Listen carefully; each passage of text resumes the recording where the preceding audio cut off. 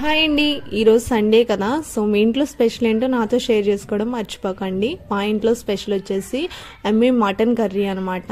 So ఇప్పుడు chicken curry చూపించేదాన్ని కదా. Actually మేము ఎక్కువ చికెనే వండుకుంటాం, మటన్ చాలా తక్కువ అండి. 1 ఇయర్కి అలా తింటాం అనమాట. సో మా ఇంట్లో bagara rice and mutton curry అయితే వండుకున్నామండి. దీని ఫుల్ రెసిపీ కావాలంటే నాకు కామెంట్ చేయడం మర్చిపోకండి, తప్పకుండా మీతో షేర్ చేసుకుంటా. అలాగే ఇక్కడ రైతా కూడా ప్రిపేర్ చేస్తాను.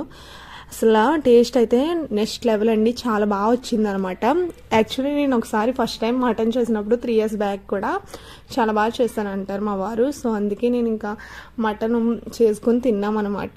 యాక్చువల్లీ చికెన్ తినకూడదు కదా, అసలు ఇప్పుడు చాలా కోళ్ళు అయితే అంతరించిపోతున్నాయి కదండి. చాలా బాధగా ఉంది పాపం చికెన్ లవర్స్కి. నాకు కూడా ఎక్కువగా నేను తినేది చికెన్ ఒకటేనండి, మిగతా అయితే చాలా తక్కువ అనమాట. ఎప్పుడో ఒకసారి తింటా అనమాట. టేస్ట్ అయితే మటన్ చాలా బాగా వచ్చింది, వైట్ రైస్లోకి ఇంకా బాగుంటుంది. వీడియో అయితే సబ్స్క్రైబ్.